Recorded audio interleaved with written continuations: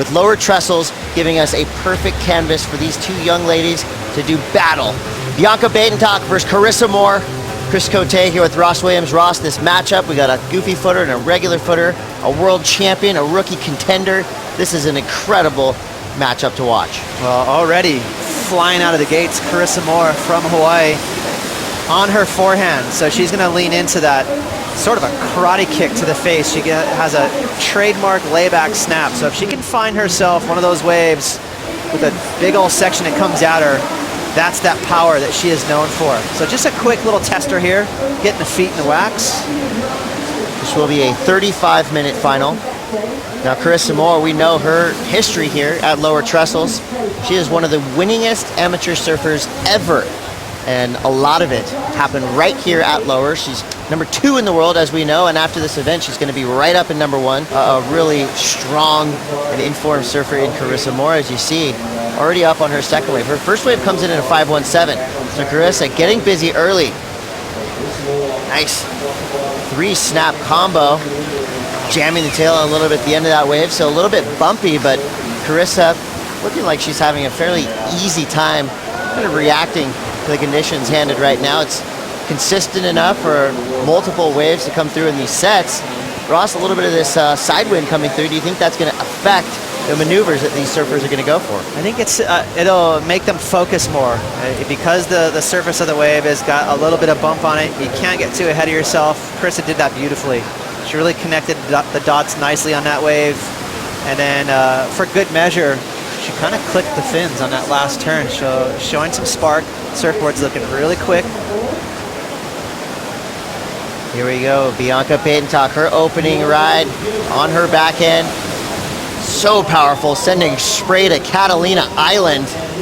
Bianca Buitendag will not back down from any competitor, leaning into these backside turns with her whole body. She throws water. Nice finish, even getting a little bit of air underneath her fins. Maybe not intentionally, but a great start for Bianca Buitendag, power surfer from South Africa. Again, just the way she extends her body through those turns. So much spray, power, very fluid surfing. Well, we know Carissa Moore, of course, with those world titles, and you know the fact that she seems like she's constantly smiling. That can be a little bit deceiving. She is a wily competitor. She is got tons of aloha spirit, but there's that perfect timing that Bianca relies on. She always matches the pace of the wave. Never gets too ahead of herself. She doesn't skate across the wave. She's not the fastest woman on tour, but she throws a lot of spray because of that perfect timing. But she got a little fruity right here. She tried to bust the fins free, which I think is great, just to spice it up a bit. But as you can see there, she lost that traction. You know, little ramps to do amazing turns, so it'll be a really tight one. Well, thanks for showcasing your surfing out there. It's always a pleasure to watch you surf. Yeah, thanks, Pete. I'm going to get 2 t-shirts made. One that says, I love Lisa. The other is going to say, I love Sophia. And I'm just going to wear them every other day because both of those surfers are total legends in my eyes. And that was an awesome heat to watch. But now let's get down to the business here. Bianca Buitendag comes in, her first wave. It's a biggie, 7.67. But watch out, Carissa Moore's second wave, an 8.0. So Carissa Moore gets the lead. We still have a very tight heat. 27 minutes, 40 seconds ago. Rosie Hodge is in the water, feeling the electricity. This looks like Carissa's swinging on the first one. Carissa Moore, nice little medium-sized right-hander. A little bobble on her opening bottom turn. Trying to get back into this. Nails the closeout section, goes down. That will be a negated wave for Carissa Moore. She's got a 5.17 and an 8. The 8. I'm used to seeing that number next to Carissa Moore's name, the 5.17.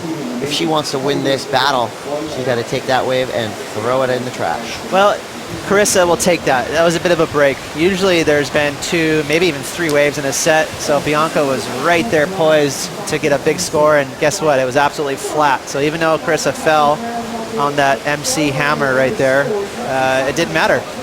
So she's going to go out there, and I actually like Carissa Moore not having priority, being that she's got the biggest wave score so far in this heat. There's the hammer, just catching an edge there.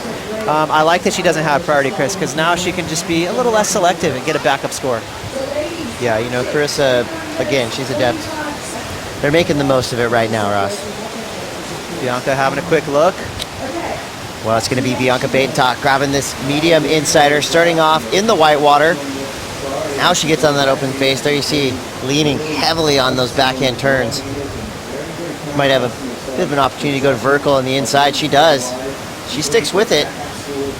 A tough section to get around. She does. Goes vertical one more time. So she made a lot out of a little right there, Ross. Kind of a tricky wave to surf. You saw she had to bounce up and down a couple times to get speed. The judges won't like that too much, but she fit in a couple of solid maneuvers. Wow, Carissa Moore found this wave out of nowhere. It might have a good wedge on it. Throws the tail a little bit. Comes around this section. Gets on the open face. Trying to set up for something big. Goes vertical again. Just adding that flare, throwing the tail when necessary. Easily connecting to the inside section. What she got on the finish, bam! Oh, leaving her wallet in El Segundo. She likes it. A rare claim from Carissa Moore is understated, but we saw it. That was very rare. You never see Carissa claim. She was pretty much embarrassed the second she did it. But don't be embarrassed, Carissa, because I'm thinking that's going to be the best score so far in this heat. Very claim-worthy. And Bianca, again, connecting the dots. A tricky wave to surf. You can see she was pretty reluctant, actually, when she paddled into this wave. She knew it was going to be a tough one to read. The pace was always a little bit trippy, how it had sections. It didn't have one smooth wall. There's the bouncing, but clean. Nice finish there for Bianca. So she's on the board, but again, stealing the show right behind her. Watch the tail, drifting right there. That was so effortless from Carissa. And great choice of maneuvers. Right here, she kept her speed flat to get over the section, and another nice tail-free maneuver. Cheeky little pivot there, and there's that flat section again. But now watch, when she finds the energy, she totally utilizes a nice section. Click. So 3 solid maneuvers for Carissa. That's going to be a big score. You know, it's all about his surfing. That's kind of what he exudes, just surfing. Don't pay attention to my personal life. This is Carissa Moore, and she is now got the pedal down. Her last wave, an 837. No signs of stopping. Carissa Moore, can she hang on? Goes down. An opportunity to improve, possibly, on 2 big scores. She's got an 8.0 and now an 837, extending her lead. Bianca, she's still in this, but now she needs an 870. For Bianca Buitendag, she's got a 767 and a 617. Both of those scores, most likely, are going to need to be wiped away. She's going to have to get back on her backhand attack. Well, I like the look of this set. Look at the size of that. This is encouraging. Now that we've gotten over that weird high tide slump, we can see the waves settle in again. I think it's going to get more consistent. There was some size there. That was overhead for Carissa. So even though she squandered just a little bit of an opportunity there, good to see that the waves are still pouring in. Got a pretty commanding lead.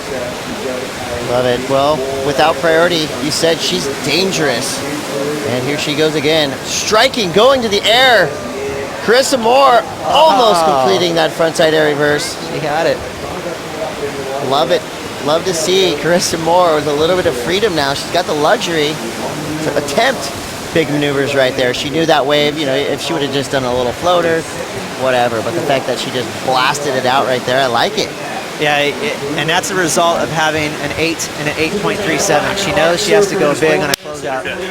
It's going to be the most anxious 3 minutes and 24 seconds for Carissa Moore because she knows that Bianca's capable of that 8.7. Yes, it's a massive score, but Bianca, she can put 3 or 4 major maneuvers on a big set wave. It can happen as we see this perfect technique. There's the grab.